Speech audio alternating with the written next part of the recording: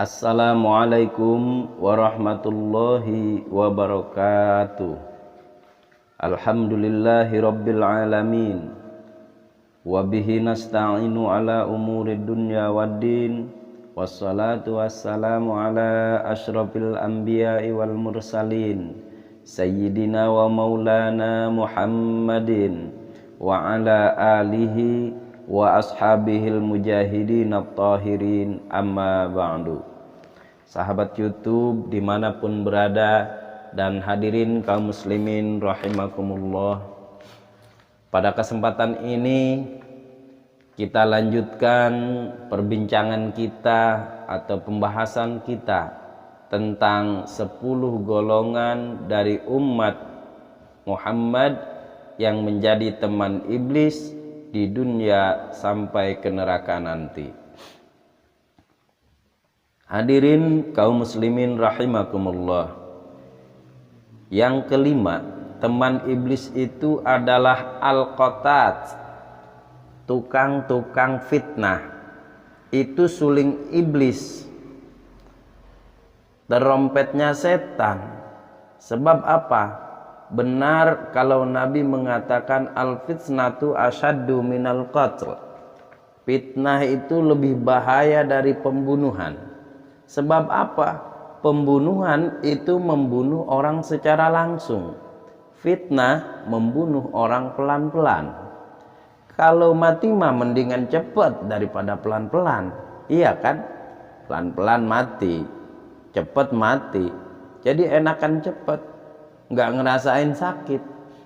Fitnah membunuh orang pelan-pelan. Nama baik orang hancur, dicoreng-moreng di tengah masyarakat. Maka tukang fitnah teman-teman setan dari dunia sampai ke neraka nanti. Karena fitnah lebih bahaya dari pembunuhan. Mengada-ada dari yang tidak ada, melebih-lebih. Berita semeter jadi 3 meter, yang 2 meter ya kalau positif, kalau negatif fitnah. Memang orang bilang kalau kita nitip duit jangan harap lebih, kurang bisa dah. Tapi kalau nitip omongan jangan harap kurang, pas aja itu sudah untung. Itu biasanya lebih, itu namanya omongan. Kita kirim uang sudah nggak bakalan dah lebih. Ini nih nitip uang sama saya nih 50.000, gue tambahin dah 10.000, langka. Kurang malah bisa. Enak saja nitip, gue kan kemari pakai ongkos, hitung dah transport misalnya. Tapi kalau sudah nitip omongan, pas saja sudah untung loh. Hadirin kaum muslimin rahimakumullah, fitnah pernah melanda Nabi Zakaria. Fitnah pernah melanda Habil dan Qabil. Fitnah pernah melanda Nabi Allah Ibrahim alaihissalam. Fitnah bahkan pernah melanda kehidupan baginda Rasulullah sallallahu alaihi wasallam. Dalam peristiwa yang lazim kita katakan dengan hadisul ifki, bagaimana gosip pun sempat menggoncang rumah tangga kehidupan baginda Nabi. Sehingga pantas kalau beliau sendiri mengatakan al-fitnatu asyaddu minal qatl. Wong fitnah itu lebih bahaya dari pembunuhan. Karena fitnah membunuh orang secara pelan-pelan. Saudara-saudara kaum muslimin rahimakumullah, lidah tidak bertulang, saghirul jirmi adimul jurmi. Kecil bentuknya tapi besar akibatnya. Kalau kita luka karena silet 2-3 hari bisa sembuh. Tapi luka karena lidah seumur hidup kita ingat. Asal ngelihat orangnya kita ingat, nih dia nih yang ngomong kagak enak banget ke gua dah, gua tandain dah. Itulah sebabnya pepatah bilang salamatul insan fi hifdil lisan. Orang akan selamat jikalau dia pandai menjaga lidahnya.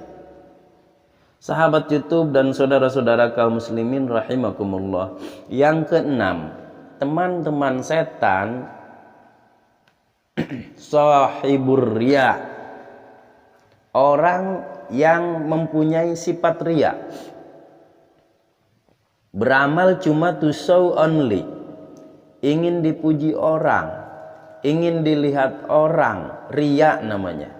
Sebab benar kata Imam Ghazali, annasu kulluhum mauta illal alimun, wal alimuna niyamuna illal amilun, wal amiluna mukhtaruna illal mukhlisun. Manusia itu pada hakikatnya mati, kecuali orang alim. Orang alim sekalipun hidup hakikatnya tidur, terkecuali orang yang mengamalkan ilmunya.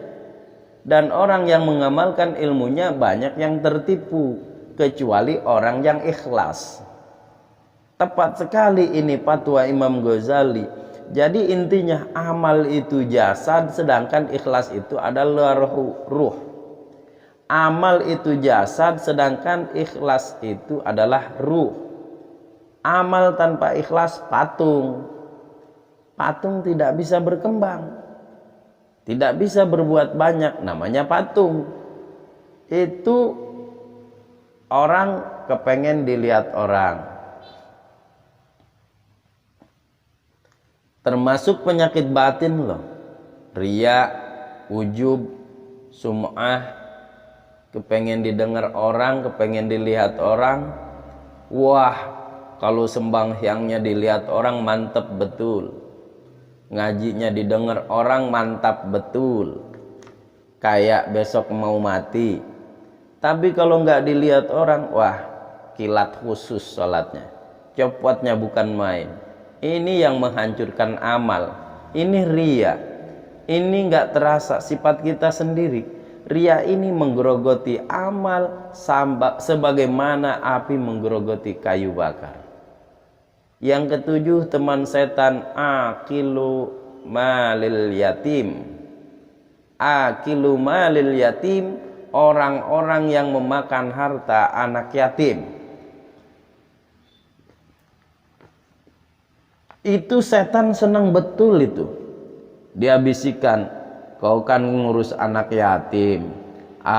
Kau sudah menanamkan budi kepada mereka. Jadi wajar kalau kau ambil bagian. Mula-mula memang dalam batas yang wajar. Makin lama makin berebut sama yatimnya.